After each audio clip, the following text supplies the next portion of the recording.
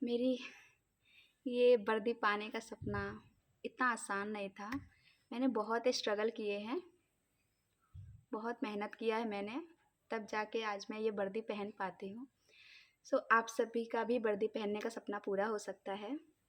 So hi, I am miss Dolly. कैसे हैं आप सभी? आई होप आप सभी अच्छे होंगे, मैं भी अच्छी हूँ। स्वागत है आप सभी का मेरे ब्लॉग में। मैं अपने ये वर्दी पाने का सपना कैसे मैंने पूरा किया, इसे कैसे हासिल किया, कितनी कठिनाइयाँ आई, वो सब मैं आज आपको बताती हूँ।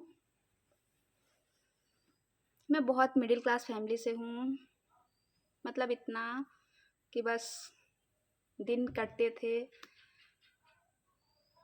वो स्टोरी मैं आपको बाद में बताऊँगी, मेरे फैमिली बैकग्राउंड कैसे थे, कौन है नहीं है।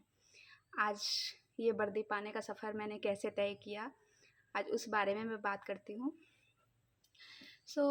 मैं ऐसे ही पढ़ने के लिए, मैं बचपन से ही पढ़ाई के लिए मैं बाहर रहा करती थी। कोई नहीं, मतलब मैं बिहार से बिलॉन्ग करती हूँ, तो बिहार में पढ़ाई को लेके बहुत कम ही लोग पढ़ाई कर पाते हैं। मैं कलकत्ता में आई, दादा दादी के पास रहती थी, अंकल आंटी भी थे। मैंने वहीं से पढ़ाई शुरू किया, वहीं पढ़ाई करती थी। मैंने कॉलेज पास किया, उसके बाद मैं ऐसे ही गवर्नमेंट एग्ज़ाम की तैयारी करती थी। हम सब ग्रुप स्टडी करते थे, पढ़ाई कोचिंग भी जाते थे पढ़ाई करने के लिए। तब ये जीडी का फॉर्म आया था। मुझे मतलब फ़ौज के बारे में कुछ भी पता नहीं था, कुछ भी नहीं। फ़ौज क्या होता है, उसमें रूल्स क्या होते हैं, कितनी मेहनत करनी पड़ती है, ट्रेनिंग कैसी होती है, मुझे मतलब कुछ भी नहीं पता था। तो सभी मेरे फ्रेंड्स ऐसे ही सब फॉर्म फिलअप कर रहे थे। मेरा भी फ्रेंड एक था, वो भी मेरा फॉर्म फिलअप कर दिया, मतलब मुझसे बिना बताए, चलो तुम भी तैयारी करो। वो मतलब मुझे फ़ौज में जाने के लिए नहीं, बस ऐसे ही कि तुम्हारा प्रिपरेशन कैसा है, तुम देखो एग्ज़ाम निकलता है कि नहीं, ऐसे ही। मैंने अभी तुरंत ही स्टार्ट किया था गवर्नमेंट एग्ज़ाम की तैयारी करना। इत्तेफाक से मेरा रिजल्ट हो गया।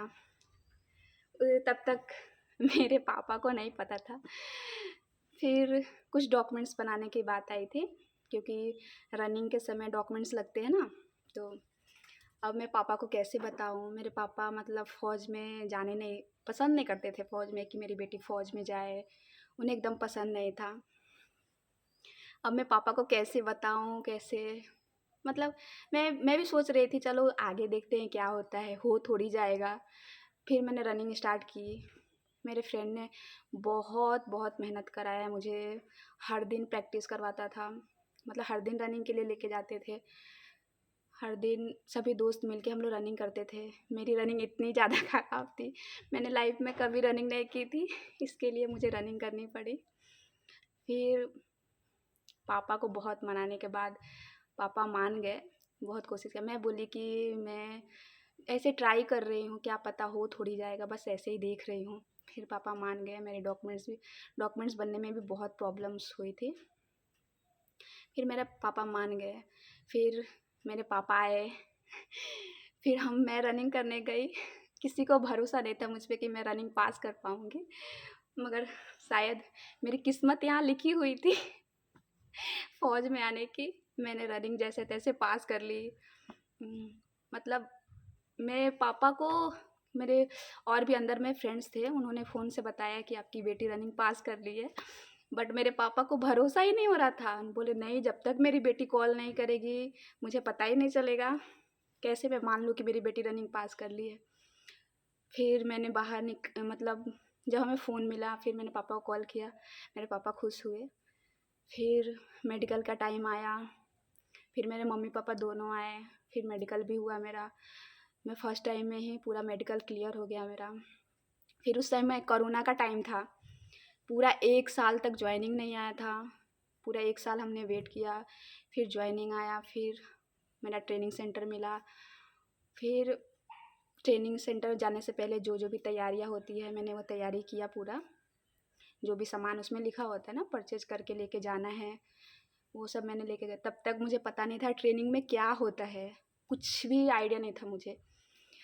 फिर मैं ट्रेनिंग सेंटर पहुंची, मतलब मैं आपको बता नहीं सकती, मैं घर में मतलब रही, आज तक एक छोटा-सा मतलब घर के बाहर का काम नहीं किया था। हाँ, खाना बनाने में मम्मी का हेल्प, झाड़ू पोछा ये सब में तो हेल्प किया करती थी। बट वहाँ जाने के बाद मतलब लगता था उस रूम में कोई रहता ही नहीं था, कोई भी नहीं। इतने बड़े-बड़े घने जंगल हमें वहाँ पे रहने के लिए दिया गया था। फिर घास, पूरा रूम की सफाई, यहाँ तक कि कबर्ड में भी छोटे-छोटे पेड़ निकल गए थे उसमें। मैं बोली हम लोग कैसे यहाँ पे रहेंगे? ये आदमियों के रहने की जगह है। फिर हमारी ट्रेनिंग वहीं से स्टार्ट हो गई थी। हमें लगा हमारी ट्रेनिंग बाद में स्टार्ट होगी, बट नहीं। वो रूम का साफ सफाई करना, रहना ही हमारी वहीं से ट्रेनिंग स्टार्ट हो गई थी। मतलब सभी लड़की ने मिल के उस जगह को हम लोग रहने लायक बनाए। फिर धीरे धीरे ट्रेनिंग का आगे बढ़ते गई। मतलब हर दिन नया नया कुछ सीखने को मिला। हर दिन मैं सोचती थी, मतलब मैं हर दिन टूटती थी, हर दिन रोती थी। जब मुझे याद है, जब मैंने फर्स्ट पनिशमेंट मिला था हम सभी को, मैंने उस दिन इतना रोया था। मैं कहाँ आ गई, मैं नहीं कर पाऊँगी। मगर कोई मेरे पीछे खड़ा था, तुम कर पाओगी, मुझे पता है। मैं फिर मम्मी पापा का भी सपना हो गया कि नहीं मेरी बेटी फ़ौज में गई है, वो भी प्राउड फील करने लगे। फिर मुझे लगा मुझे तो करना ही पड़ेगा। मैं अपने गांव की फर्स्ट लड़की हूँ जो फ़ौज में आई हूँ। फ़ौज में अपने फैमिली में जितने भी मेरी फैमिली है, रिलेटिव्स है, सब में मैं फर्स्ट लड़की हूँ जो मैं फ़ौज में हूँ। तो मेरे लिए ये एक चैलेंज था कि मुझे इसे क्लियर करना ही है, एनी हाउ। सो मैं करती रही, हर दिन नया नया कुछ कुछ। ट्रेनिंग तो पता ही है, उस समय मतलब मिड टर्म ब्रेक भी नहीं मिला था कोरोना के वजह से। मतलब 1 साल हमने जैसे तैसे ट्रेनिंग कंप्लीट किया। मैं सोचती थी भगवान दोबारा मैं लाइफ में कभी ट्रेनिंग नहीं करूँगी, कभी नहीं। मतलब मैं किस किस दौर से गुजरी हूँ, ये तो मैं एक्सप्लेन भी नहीं कर पाऊँगी आप सभी को। जो ट्रेनिंग में जाएंगे उन्हें ही पता होगा, जो ट्रेनिंग कर रहे हों उन्हें ही पता होगा। पर कोई ना, ट्रेनिंग हो जाती है, ऐसा नहीं है, हमें हिम्मत रखनी पड़ती है। फिर 1 साल बाद मैं फाइनली अपने घर आई। वो दिन मेरे लाइफ का मतलब वो सुकून का पल था कि मैं उस जेल से बाहर आई। मगर वो जिस दिन मैं उस ट्रेनिंग सेंटर से निकल रही थी ना, मतलब वो लगा कि क्यों जाना है यहाँ से, ये बहुत अच्छा है। मतलब इतने फ्रेंड्स थे, सब थे, इतनी मस्ती होती थी, पनिशमेंट भी। मतलब जैसे थोड़ा सा बाकी रहता है ना पीओपी के समय से पहले, हमें अच्छा लगने लगता है पूरा, क्योंकि ऑलमोस्ट ट्रेनिंग ख़त्म ही हो चुकी रहती है। बहुत मस्ती करते थे। जिस दिन मैंने एंट्री लिया मैंने सोचा हम कहाँ आ गए, और जिस दिन मैं निकल रही थी उस दिन मैंने सोच रही थी मुझे नहीं जाना यहाँ से, मुझे अपने फ्रेंड सबको छोड़ के नहीं जाना। मतलब इसीलिए बोलते हैं ना, सभी बोलते हैं ट्रेनिंग सेंटर अच्छा नहीं है, मुझे यहाँ से जल्दी निकलना है। मगर जिस दिन पीओपी रहती है ना, वही बंदे बोलते हैं मुझे यहाँ से नहीं जाना अपने फ्रेंड्स को छोड़ के। क्योंकि वो इतनी ज़्यादा गहरी फ्रेंडशिप बन जाती है ना, 1 साल एक साथ उठना, एक साथ सोना, एक साथ खाना, मतलब पनिशमेंट भी एक साथ, हंसना भी एक साथ, मतलब हर चीज़ एक साथ। वो लाइफ ही अलग होती है। मतलब हम एक बचपन से जैसे हमें माँ पालती है ना, छोटे से बड़े होते हर एक चीज़ सिखाती है, कैसे रहना, कैसे चलना, किससे बात करना, कैसे बात करना है। हर एक चीज़ ट्रेनिंग में सिखाया जाता है, हर एक चीज़।